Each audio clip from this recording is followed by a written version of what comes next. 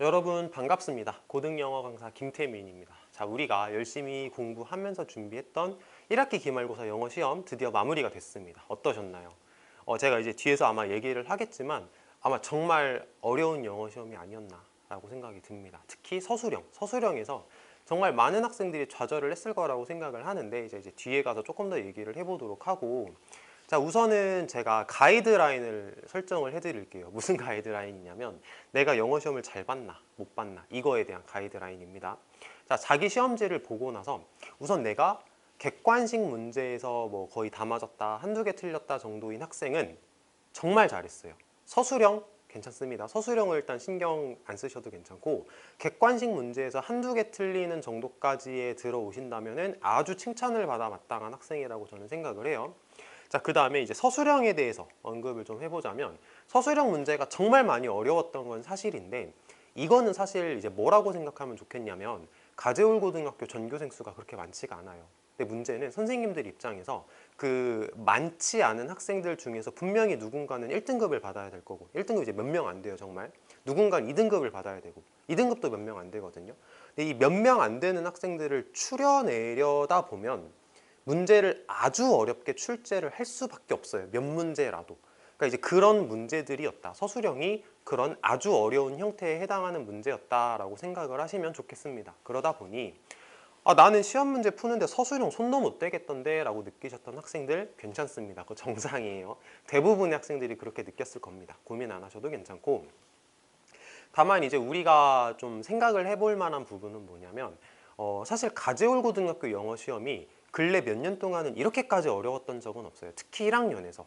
그런데 올해 들어서 유독 이렇게 어렵게 출제를 한다라는 느낌이 되게 명백하게 들고, 중간고사에 이어서 기말고사까지 연속으로 이렇게 어렵게 내다 보니까 이젠 가재울고 선생님들도 문제를 좀 어렵게 출제하는 방향으로 가시려나 보다 라는 어느 정도 확신이 들어요. 그거를 반영해서 여름방학 수업할 거고, 학생들이 많이 어려워하고 많이 틀리는 문항들에 대해서도 여름방학 때 더욱 보강해서 수업을 진행을 할 예정입니다.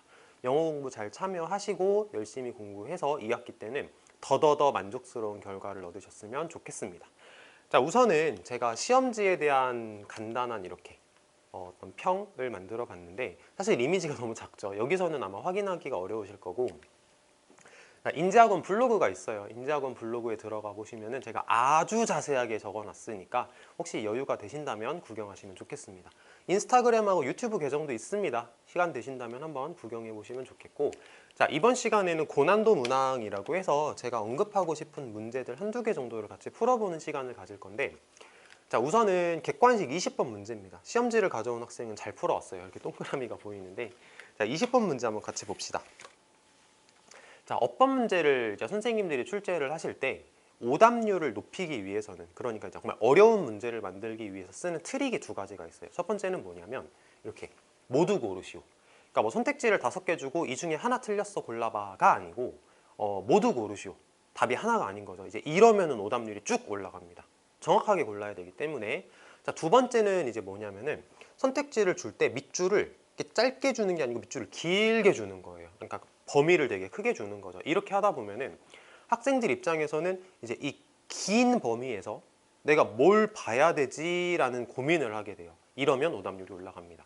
이제 객관식 20번 문제 같은 경우는 그 두 가지 요소가 다 들어가 있습니다. 모두 고르시오 플러스 선택지를 길게 줬다.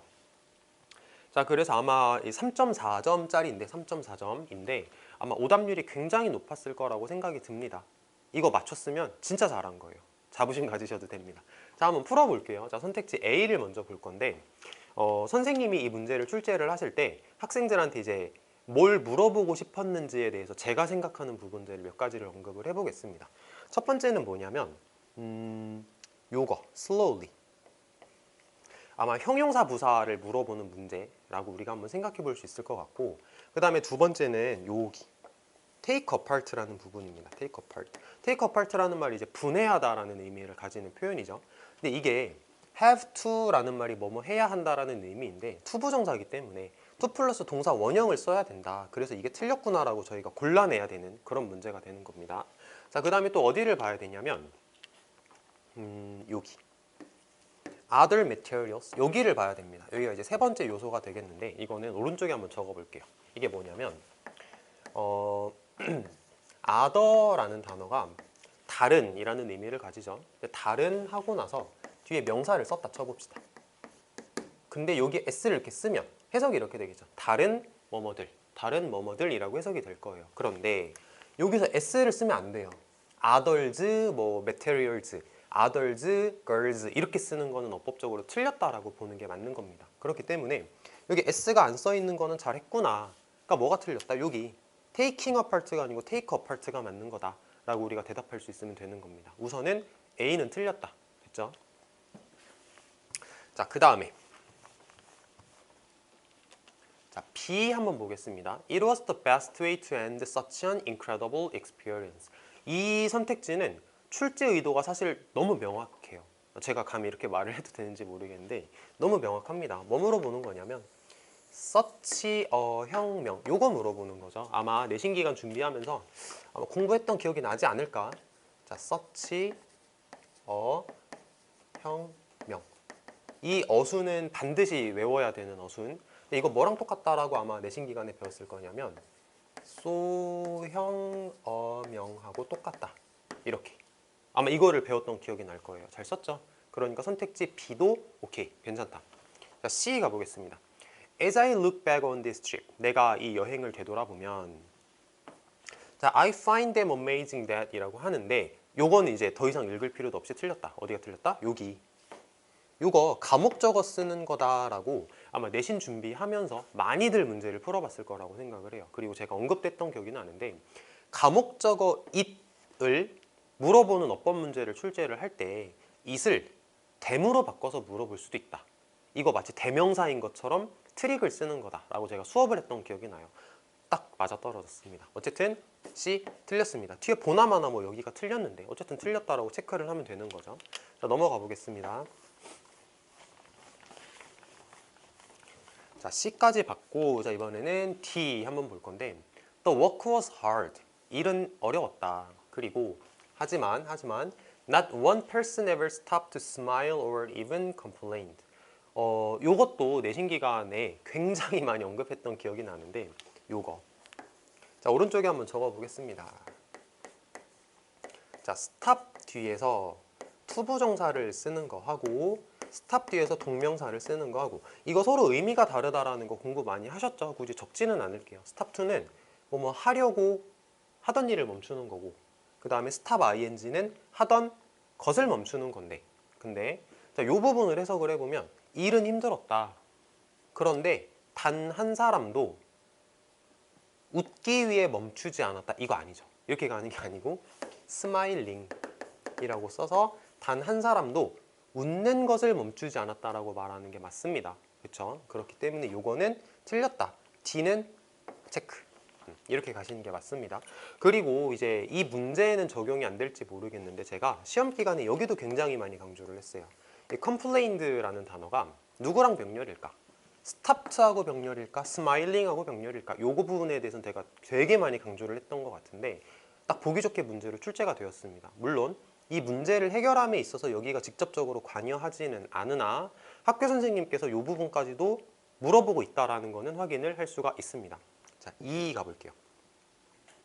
자, This experience has inspired me to continue building houses for others. 자, 이 경험은 영감을 주었다. 영감을 주었다. 나에게 계속해서 집을 지어주라고 다른 사람을 위해서 계속해서 집을 지어주라고 나에게 영감을 주었다. 이렇게 얘기를 할 수 있는 문장일 건데 사실 이 문장에서는 좀 여러 가지를 생각해 볼 수 있습니다. 첫 번째는 뭐냐면 has inspired 여기를 볼 수 있어요. 그냥 완료 시제라고 생각할 수 있는데 고등영어 어법 출제 패턴을 보면 완료 시제를 가지고 능동을 쓰냐 수동을 쓰냐 have pp를 쓰냐 have been pp를 쓰냐 해서 능동이냐 수동이냐를 물어보는 어법 문제가 굉장히 자주 나옵니다. 그러니까 여기 같은 경우는 지금 능동이 써 있다라고 볼 수 있는데 능동 잘 썼죠? 자, 이 부분 한번 생각해 보시면 좋겠고 그다음 두 번째 여기 이거는 inspire이라는 동사를 오형식에서 사용되었을 때 미래지향 동사다라고 우리가 이름을 붙인다라고 수업 시간에 배웠어요. 그래서 미래지향 동사라서 투부정사를 쓰는구나 라는 걸 생각을 하셨으면 잘 넘어갈 수 있는 부분이었고 그 다음에 이거는 의도를 하셨는지는 사실 잘 모르겠는데 여기 ing. continue라는 단어는 목적어에 to 부정사를 써도 되고 동명사를 써도 돼요. 그러니까 말하자면 building을 써도 되고 to build를 써도 괜찮습니다. 괜찮은데 사실 그런 뉘앙스적인 차이까지 물어보는 건 고등 영어의 영역은 아니기 때문에 사실 이거는 의도를 안 하셨다라고 봐도 괜찮은 그런 부분이라고 저는 생각을 해요. 자, 선택지 E 같은 경우는 틀린 게 없다라고 생각을 해서 아까 우리가 골랐던 A, C, D 해서 정답이 3번이구나 라고 생각하고 체크를 하셨으면 잘 푸셨습니다. 자, 분명히 어려운 문제는 맞습니다. 어려운 문제는 맞는데 우리가 예상치도 못했던 걸 물어보는 어법 문제까지는 아닌 것 같고 다만 선지를 좀 블럭을 크게 줬다. 그리고 모두 고르시오의 유형으로 출제를 했다라는 점에서 조금 어려운 문제는 맞다라고 제가 말을 해도 괜찮을 것 같습니다. 자, 그 다음에 이제 어떤 문제를 풀어볼 거냐면 이게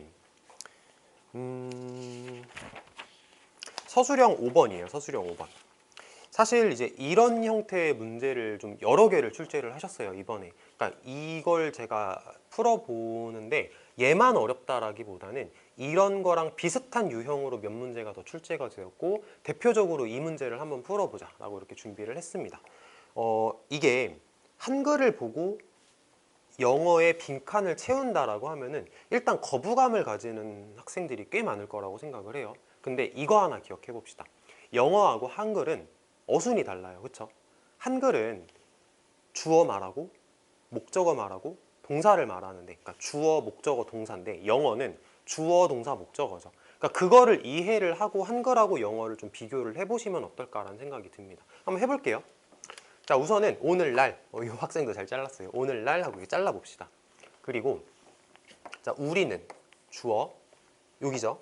우리는 자, 직업 정치인들의 장기간의 직위가 권력에 대한 열망과 이기적인 행동으로 이어지는 것을 가끔씩 발견한다. 뭐가 보여요?